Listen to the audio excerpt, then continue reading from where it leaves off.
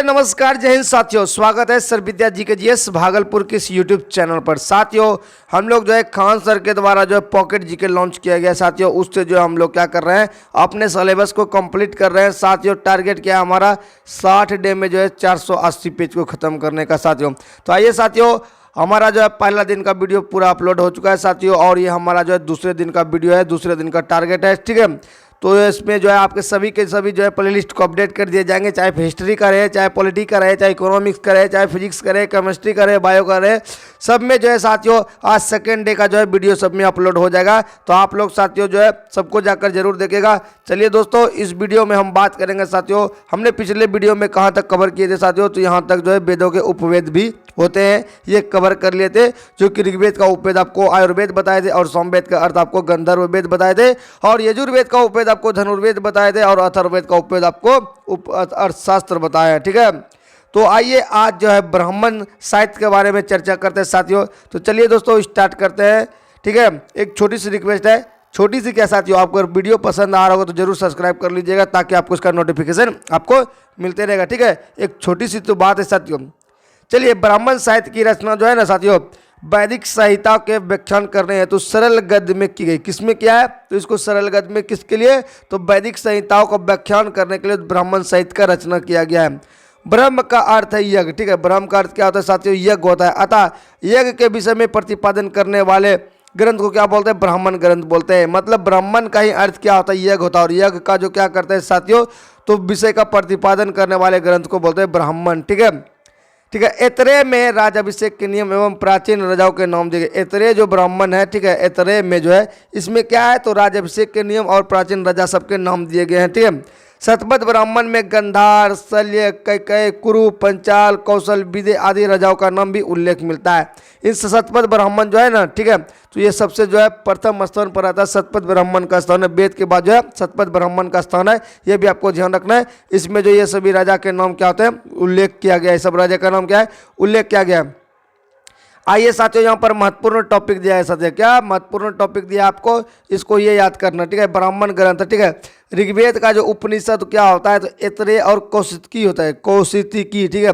ऋग्वेद का क्या होता है, ऐतरेय और कौशिकी होता है, और इसका उपवेद साथियों क्या होता है, तो यहाँ पर देखिए ये इसका उपनिषद हुआ। और यजुर्वेद का होता है कट, श्वेताश्वर, इस, तैत्तरीय, मैत्री और बृहदारण्यक, ये सब क्या है, इसका उपनिषद है। सामवेद का छांदोग्य है और केन है, ठीक है।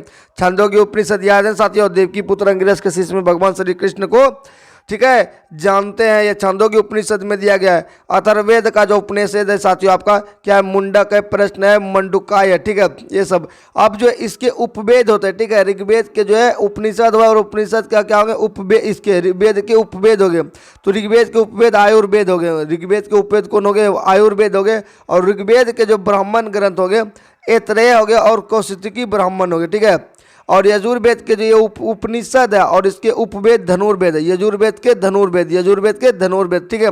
और ब्राह्मण ग्रंथ जो है शतपथ एवं तैत्तरीय ब्राह्मण है। शतपथ ब्राह्मण और तैत्तरीय ब्राह्मण क्या है, यजुर्वेद का। और सामवेद, सामवेद का साथियों जो उपवेद है गंधर्व वेद है। सामवेद का अर्थ क्या होता है, गान, ठीक है। और गंधर्व वेद जो है इसका उपवेद है। और इसका ब्राह्मण ग्रंथ कौन है, षड्विंश है। ब्राह्मण से तांडेय ब्राह्मण भी इसको बोलते हैं, क्या, षड्विंश ब्राह्मण, इसे तांडेय ब्राह्मण भी कहते हैं। किसका, सामवेद का साथियों, याद रखिएगा, सामवेद को तांडेय ब्राह्मण भी कहते हैं। चलिए अगला अथर्ववेद। अथर्ववेद का जो क्या, तो गोपथ, ये साथियों डायरेक्ट सवाल पूछा जाता है कि अथर्ववेद का उपवेद क्या है, शिल्प वेद है। और ब्राह्मण ग्रंथ इसका क्या है, तो गोपथ है, ठीक है। गोपथ जो अथर्ववेद का ब्राह्मण ग्रंथ है ये, ठीक है। तो ये हो गया साथियों क्या हमारा, तो वेद, उपवेद, ठीक है, और ब्राह्मण ग्रंथ, उपनिषद।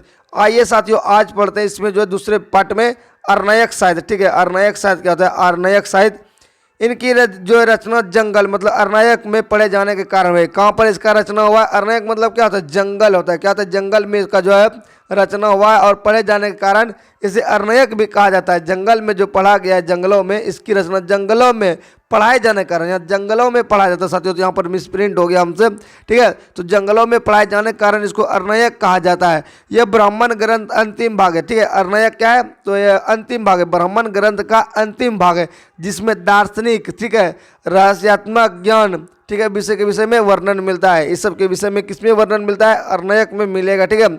अर्णयक कुल कितने हैं साथियों? तो 7 है टोटल। अर्णयक कितने? 7 है। ऐतरीय अर्णयक है, सांख्य अर्णयक, तैतरीय अर्णयक है, मैत्रियनी अर्णयक है, मध्यनिंदी अर्णयक है, तत्वकार अर्णयक है, छांदोग्य अर्णयक है। ये सब क्या अर्णयक है, ठीक है। 7 गो अर्णयक है, ये आपको बस ध्यान रखना है। आइए उपनिषद, जिससे सवाल आपको डायरेक्ट बनेगा साथियों एग्जाम में, ठीक है। उपनिषद की संख्या 108 है। उपनिषद की संख्या 108 है, ठीक है। उपनिषद का शाब्दिक अर्थ क्या होता है? उप मतलब होता है, ठीक है, उप समीप जोर नी, निष्ठापूर्वक जो है सद बैठना, अर्थात दार्शनिक व रहस्यात्मक ज्ञान के लिए जो है गुरु के समीप जो है क्या करता था, ठीक है, समीप जो है बैठा करता था, समीप बैठना। इसे वेदांत भी कहते हैं। क्या बोलते हैं इसको? वेदांत भी बोलते हैं। उपनिषद मतलब गुरु के समीप जो है रस से सब बात सुनने के लिए बैठना, ठीक है, क्योंकि यह वेदों का अंतिम भाग होता है। उपनिषद जो है वेदों का क्या होता है? अंतिम भाग होता है। इसका संबंध दर्शन शास्त्र से, ठीक है। उपनिषद मुख्यतः ज्ञान मार्गी रचनाएं है। उपनिषद की कुल संख्या 108 मानी गई है, किंतु प्रमाणिक उपनिषद 12 ही है, ठीक है। टोटल 108 है, लेकिन प्रमाण में जो है 12 ही है। और ठीक है, उपनिषद जो 12 है, ये ईस है, केन है, कट है, ठीक है, प्रश्न है, मुंडक है, ये सब उसके पीछे नाम लगा दी। इस उपनिषद के केन उपनिषद, कठोप उपनिषद, प्रश्न उपनिषद, मुंडकोप उपनिषद, ठीक है, मंडुक्य उपनिषद, तैतरीय उपनिषद, ठीक है, ऐतरीय उपनिषद, छांदोग्य उपनिषद, श्वेताश्वर उपनिषद, कौस्तुकी उपनिषद और बृहदारण्यक उपनिषद। ये जब जो है कितने 12 को जो है मुख्य रूप से है, ठीक है, प्रमाणिक है। शंकराचार्य ने आरंभिक 10 उपनिषद का भाष्य लिखा है। शंकराचार्य के द्वारा जो 10 गो उपनिषद पर क्या गया? भाष्य लिखा गया है। कठोप उपनिषद में यम व नचिकेता का संवाद मिलता है, ठीक है साथियों, जिसमें आप जो है नचिकेता की कहानी पढ़ते हैं कि जो है इसको प्रसन्न कर लिया था, ठीक है। छांदोग्य उपनिषद में बौद्ध धर्म का पंचशील सिद्धांत व श्री कृष्ण का प्राचीनतम उल्लेख मिलता है। तो छांदोग्य उपनिषद में अंग्रेज के शिष्य में कृष्ण का भी मिलता है, ठीक है, और इसमें पंचशील सिद्धांत बौद्ध ग्रंथ का मिलता है। किसमें? तो ये आपके छांदोग्य उपनिषद में, ठीक है। छांदोग्य उपनिषद का नाम आपको याद रखना है, क्योंकि इससे सवाल आपका बनेगा साथियों। क्या होगा? इससे सवाल बनेगा। अगला, भारत का राष्ट्रीय आदर्श वाक्य जो सत्यमेव जयते, ये सब डायरेक्ट सवाल पूछेगा साथियों। तो ये मंडकोप उपनिषद से लिया गया है। कहाँ से लिया गया? मंडकोप उपनिषद से भारत का जो सत्यमेव जयते वाक्य है, ठीक है, लिया गया। जवालोप उपनिषद में चारों आश्रमों का उल्लेख मिलता है। ये भी क्वेश्चन अब बनने लगा, ठीक है। तो चारों आश्रमों का उल्लेख कहाँ मिलता है? जवालोप उपनिषद में मिलता है। ऐतरेय उपनिषद में बौद्ध धर्म का अष्टांगिक मार्ग का उल्लेख होता है। बृहदारण्यक उपनिषद में अहम मतलब ब्रह्मास्मि पुनर्जन्म सिद्धांत एवं याज्ञवल्क्य गार्गी संवाद का वर्णन कहाँ मिलता है? तो बृहदारण्यक उपनिषद में मिलता है, ठीक है। अष्टांगिक मार्ग कहाँ मिलता है? ऐतरेय उपनिषद में मिलता है, ठीक है। वेदांग क्या होता है? तो वैदिक साहित्य को समझने हेतु जो है ना, वेदों को समझने के लिए 6 गो वेदांग की रचना किया गया। शिक्षा, कल्प, व्याकरण, निरुक्त, छंद, ठीक है, ज्योतिष, ये 6 गो कम।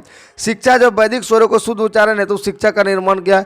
कल्प, ये कल्प जो है सूत्र होता है जिनमें विधि एवं नियम का उल्लेख होता है। व्याकरण की बात करें तो इसमें नामों एवं धातुओं, रचना, उपसर्ग, प्रत्यय, समास एवं संधि का सबका नियम बताया जाता है। निरुक्त क्या होता है साथियों? तो शब्दों की उत्पत्ति का शास्त्र है, एक प्रकार का है भाषा विज्ञान है। और छंद जो है शास्त्र क्या पिंडलगल मुनि ग्रंथ का छंद सूत्र उपलब्ध है, ठीक है। पिंडलगल मुनि का जो है छंद सूत्र उपलब्ध है, छंद जो कोई रचना हुआ है। ज्योतिष क्या होता है? इसमें ज्योतिष शास्त्र का विकास को देखा गया, ठीक है। ज्योतिष शास्त्र में कुल जो है 44 श्लोक है। सबसे प्राचीनतम जो आचार्य मगध मुनि है, सबसे जो प्राचीनतम है अगर मगध मुनि है, ठीक है। 44 गो ज्योतिष शास्त्र के श्लोक है। सूत्र की बात करते साथियों, वैदिक साहित्य को अक्षुण्ण बनाए रखने के लिए सूत्र साहित्य का प्रणयन किया गया। अक्षुण्ण बनाए रखने के लिए क्या किया गया? तो सूत्र साहित्य का प्रणयन किया गया। ऐसे सूत्र जिसमें विधि और नियम का प्रतिपादन किया जाता है कल्प सूत्र कहते हैं, ठीक है। कल्प सूत्र 3 भागों में विभाजित है, ठीक है। स्रोत सूत्र, ठीक है, एक संबंधी जिसमें नियम होता था। गृह सूत्र जिसमें लौकिक एवं परलौकिक कर्तव्यों का विवेचन किया जाता था। साथ में साथियों अब चलते हैं अपने स्लाइड पर, और इसमें क्या क्या है साथियों? तो और इसमें था धर्म सूत्र। धर्म सूत्र में साथियों सामाजिक धार्मिक, सामाजिक और राजनीतिक कर्तव्य का विवेचन किया गया। प्रमुख सूत्रकारों ने गौतम, बुधायन, आपस्तंभ, वशिष्ठ आदि के नाम जो विशेष रूप से उल्लेख किया। गौतम बुद्ध धर्म सूत्र से सबसे प्राचीन है। गौतम धर्म सूत्र क्या है? सबसे प्राचीन है। सबसे प्राचीन कौन सूत्र है? तो गौतम धर्म सूत्र है, ठीक है। पुराण, ठीक है, पुराण का शाब्दिक अर्थ होता है प्राचीन अक्षर। पुराण का अर्थ क्या होता है? प्राचीन अक्षर, ठीक है। पुराणों में ही 18 है, पुराण की संख्या कितने? 18 है, ठीक है। पुराणों की रचना लोमहर्ष और उसके उग्रसर्वा ने किया था। पुत्र उग्रसर्वा और लोमहर्ष ऋषि के द्वारा जो पुराणों की रचना हुआ 5वीं सदी के, ठीक है, 5वीं से 34 सदी ईसा पूर्व में पुराण ग्रंथ अस्तित्व में आ चुके थे। कब? तो 5वीं और 34 शताब्दी ईसा पूर्व में ग्रंथ जो अस्तित्व में आया था। अमर कोश में पुराण के 5 विषय बताए गए, ठीक है। मार्कंडेय पुराण, ब्रह्म पुराण, वायु पुराण, विष्णु पुराण, भागवत पुराण और मत्स्य पुराण। और ये जो सबसे प्राचीन पुराण है और प्रमाणिक भी माने जाते हैं, मत्स्य पुराण को सबसे जो है प्राचीन और प्रमाणिक माने जाते हैं। और वायु पुराण जो है गुप्त वंश के विषय में, विष्णु पुराण मौर्य वंश के विषय में, और मत्स्य पुराण आंध्र सात वंश के विषय में जानकारी देता है। इससे सवाल डायरेक्ट बनेगा साथियों, क्या बनेगा, सवाल डायरेक्ट बनेगा। इसको याद रखने के लिए हम ट्रिक थोड़ा सा इस्तेमाल करते हैं। क्या करते हैं, वायु पुराण जो वायु किस में रहता है, गुप्त में रहता है। क्या करता है, वायु कहाँ रहता है, गुप्त में रहता है, दिखाई नहीं देता है। साथ में बात करते हैं विष्णु पुराण का, तो विष्णु पुराण के जो है विष्णु भगवान के सिर पर जो है मोर पंख रहता है, मोर पंख वाला मिल गया, ठीक है। और मत्स्य जो है आंध्र सातवाहन, तो अज्ञानता के कारण जो है मगर ये क्या होता है, मत्स्य जो है ग्रहण करते हैं आंध्र सातवाहन, ठीक है, याद रखेगा। तो ये हो गया आपका कुछ ट्रिक संबंधित। तो इससे जो है किससे किसकी जानकारी मिलती है, ये यहाँ पर वर्णन मिलता है। चलिए, मत्स्य, वायु, विष्णु, भागवत, ब्रह्म पुराण में ही राजाओं की वंशावली पाई जाती है। अगर पूछेगा राजा की वंशावली इनमें से किस में पाई जाती है, तो मत्स्य हो गया, वायु हो गया, विष्णु हो गया, भागवत हो गया और ब्रह्मा पुराण हो गया, ठीक है। इस सब में ही राजा की वंशावली पाई जाएगी, ठीक है। सामाजिक एवं सांस्कृतिक दृष्टि से अग्नि पुराण काफी महत्व है, जिसमें राजतंत्र के साथ साथ कृषि संबंधित भी विवरण दिया। तो पूछेगा साथियों ऐसा कौन सा जो है पुराण है जिसमें कृषि से संबंधित विवरण है, तो आपका जो वायु पुराण, याद रखेगा वायु पुराण, ठीक है, वायु पुराण, ठीक है। सर्वप्रथम जो है पाटीजर, ठीक है, पाटीजर ने पुराणों के इतिहास को महत्व को पढ़ा, ठीक है। किसने पढ़ा, तो पाटीजर ने जो है पुराणों के इतिहास को महत्व को पढ़ता है। और पुराण संबंध जो है वंश साथियों मत्स्य हो जाएगा, शुंग हो जाएगा, सातवाहन हो जाएगा, विष्णु हो जाएगा, मौर्य हो जाएगा, वायु हो जाएगा, ठीक है, गुप्त वंश हो जाएगा। ये सब पुराण संबंधित वंश चला है, ठीक है। अगर बात करें वेद, तो वेद जो है उपनिषद, पुराण और धर्मसूत्र संस्कृत भाषा में लिखे गए थे। ये सब किस में लिखे गए थे, संस्कृत भाषा में लिखे गए थे साथियों। वैदिक भजनों या मंत्रों के संग्रह को संहिता कहते हैं। जो वैदिक भजन या मंत्र का संग्रह करते हैं उसको क्या बोलते हैं, संहिता बोलते हैं। क्या बोलते हैं, संहिता बोलते हैं, ठीक है। तो यहाँ तक आप लोग का क्लियर होता है, क्लियर होता है।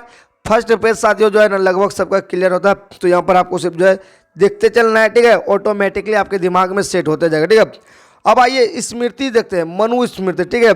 तो प्राचीनतम स्मृति शुंग व सातवाहनों वंश की जो है जानकारी जर्मन दार्शनिक, ठीक है, निश्चय कहता है, ठीक है।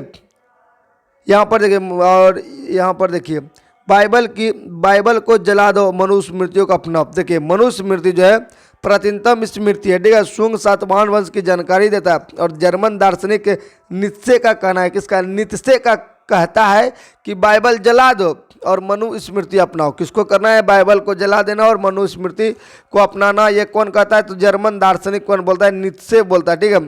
टीकाकार भारुचि है, मेधातिथि है, गोविंदराज है, कुल्लकू भट्ट है, ये सब क्या है, टीकाकारक है, ठीक है। जैसे टीका नहीं लिखता किसी पर, इस पर विशेष रूप से लिख देना।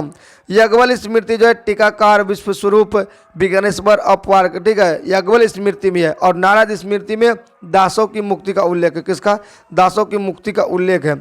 और कात्यायन में जो है गार्गी संहिता होता है, इसमें जो आर्थिक गतिविधियों का उल्लेख होता है। तो ये सभी जो आपका जो मुख्य रूप से साहित्य हो गया, क्या हो गया, स्मृति साहित्य हो गया, ठीक है। अब आइए बौद्ध साहित्य को देखते हैं। सबसे जो प्राचीन बौद्ध का त्रिपिटक है, सबसे प्राचीन बौद्ध का पूछा जा रहा है साथियों, त्रिपिटक है, ये पाली भाषा में रचित है। ये पूछा जाता है डायरेक्ट सवाल, किस भाषा में है, तो बौद्ध का जो त्रिपिटक पाली भाषा में है। त्रिपिटक में विनय पिटक है, शुद्ध पिटक है, अभिधम पिटक है। ये क्या है, तो 3 पिटक है, विनय पिटक, शुद्ध पिटक, अभिधम पिटक, ठीक है। बुद्ध की शिक्षाओं का संकलन कर इन्हें 3 भागों में बांटा गया। कितने भाग में बांटा गया, 3 भागों में बांटा गया। इन त्रिपिटक की रचना बुद्ध के निर्वाण प्राप्त करने के बाद हुई है। तीनों पिटक का रचना जो हुआ है तो किसके बाद हुई, बुद्ध के निर्वाण के बाद होता है। और बुद्ध के पूर्व जन्म की कथाओं का जो जातक में है, ठीक है, बुद्ध के पूर्व जन्म की, पहले सबका जन्म की कहानी जो जातक में वर्णित है। निकायों में बौद्ध धर्म के सिद्धांत व कहानियों का संग्रह निकाय में। और हीनयान जो है क्या है, प्रमुख ग्रंथ है, किसका, कथा वस्तु का। हीनयान का प्रमुख ग्रंथ क्या है, कथा वस्तु है, ये आपको ध्यान में रखना है। और इसमें हीनयान महायान 2 शाखा होता है ना जी, तो हीनयान का क्या है, कथा वस्तु है, जिसमें महात्मा बुद्ध का जीवन चरित्र अनेक कथाओं के साथ उल्लेखित है। किसमें, हीनयान में। अब एक होता है जैन साहित्य। तो बौद्ध साहित्य को पढ़ लिया, आप जैन साहित्य को में पढ़ते हैं। जैन साहित्य को आगम कहते हैं, सिद्धांत कहा जाता है। जैन साहित्य को क्या बोलते हैं, आगम बोलते हैं, ठीक है। ये जो प्राकृतिक भाषा में लिखा है, मोस्ट इंपॉर्टेंट, किस में लिखा गया है, प्राकृतिक भाषा में। लेकिन जो उसमें जो क्या बोलते हैं, महावीर स्वामी आएगा, उसमें जो अर्धमगधी भाषा में क्या करता है, जो प्रवचन उर्वचन देता है, ठीक है। ये प्राकृतिक भाषा में लिखा गया। जैन आगम के सबसे महत्वपूर्ण जो है 12 अंग है, ठीक है, 12 अंग, जिसमें जो 12 अंग, ठीक है, 12 उपांग और 10 प्रकीर्णन और 6 जो है छेद सूत्र और 4 मूल सूत्र, अनुयोग सूत्र एवं नंदी सूत्र की गणना की जाती है। ठीक है, जैन धर्म का प्रारंभिक इतिहास कल्प सूत्र से ज्ञात होता है साथियों, और इसका रचना कौन किया है? भद्रबाहु ने किया है। ठीक है, और आचारांग सूत्र जैन भिक्षुओं के आचरण नियम का उल्लेख करता है। आचरण से आचार्य करेगा आचरण। ठीक है, भगवती सूत्र में महावीर के जीवन की शैलियों पर प्रकाश पड़ता है। जैन ग्रंथों में सबसे महत्वपूर्ण हेमकृत परिविष्ट पर्वन है। ठीक है, जिसकी रचना 12वीं शताब्दी में होती है। ठीक है, तो ये आपका कुछ रहा जैन साहित्य। क्या रहा? जैन साहित्य। अब अन्य देखते हैं लौकिक साहित्य। क्या देखते हैं? लौकिक साहित्य, जिसमें ऐतिहासिक रचनाओं का सर्वप्रथम उल्लेख अर्थशास्त्र। ठीक है, लौकिक साहित्य में जो अर्थशास्त्र आता है और इसका रचना कौन करता है साथियों? तो कौटिल्य चाणक्य ने किया। ठीक है, ये कैसा विषय? ये राजनीतिक सब्जेक्ट है। ठीक है, इसमें 15 अधिकरण है और 180 क्या है? प्रकरण है। ये क्वेश्चन पूछा जाता है, डायरेक्ट क्वेश्चन पूछेगा साथियों। ठीक है, यह मध्यकालीन साथियों इतिहास व राजनीति के विषय में जो है जानकारी देता है। अर्थशास्त्र एक महत्वपूर्ण ग्रंथ है। और संस्कृत में ऐतिहासिक रचनाओं का सर्वप्रथम कश्मीर का कलन द्वारा रचित पुस्तक जो है राजतरंगिणी, इसमें देखने के लिए मिलता है। इसमें 8 गो सर्ग है जिसे तरंग कहा गया। ठीक है, इसमें कश्मीर के इतिहास का वर्णन मिलता है और संस्कृत साहित्य की ऐतिहासिक कथाओं के क्रमबद्ध लिखने का प्रयास किया गया था कश्मीर का इतिहास कलन के द्वारा राजतरंगिणी में। ठीक है, ज्योतिष ग्रंथ में गार्गी संहिता आता है। इसमें भारत पर होने वाले यवन आक्रमण का उल्लेख मिलता है। तो यवन आक्रमण किसमें मिलता है? तो गार्गी संहिताओं में मिलता है। ये आपको याद रखना है, किसमें मिलता है? तो यवन आक्रमण में मिलता है। फिर आता है एक ज्योतिष ग्रंथ। ठीक है, यहाँ पे अष्टाध्यायी। अष्टाध्यायी जो व्याकरण संबंधित पुस्तक है और इसके लेखक आपके साथियों कौन है? तो पाणिनि है। पाणिनि जी है अष्टाध्यायी के लेखक, जो संस्कृत व्याकरण है। ठीक है, पहली बार इसमें लिपि शब्द का प्रयोग हुआ था। ठीक है, इसमें मौर्य से पूर्व का इतिहास तथा मौर्यकालीन राजनीतिक अवस्था की जो है जानकारी भी प्राप्त होता है।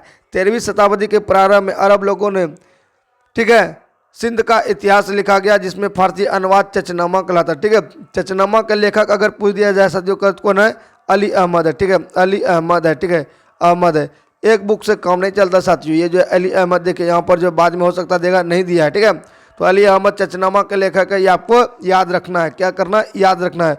कुछ तो पॉइंट छूट ही जाता है दोस्तों। क्या साथियों? कुछ पॉइंट किसी जगह छूट ही जाता है। अब साथियों अगले वीडियो में हम पढ़ेंगे विदेशी विवरण। ठीक है, क्योंकि साथियों पॉइंट रहेगा तो हम जो है पढ़ सकेंगे। क्या साथियों? पॉइंट रहेगा तो हम पढ़ सकेंगे, नहीं तो क्या होगा? मिक्स हो जाएगा। क्या साथियों?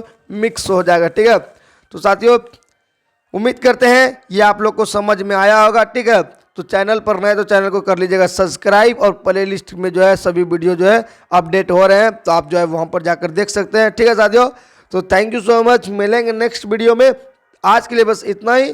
तब तक के लिए सभी को जय हिंद, जय भारत, वंदे मातरम, राधे राधे, जय सिया राम।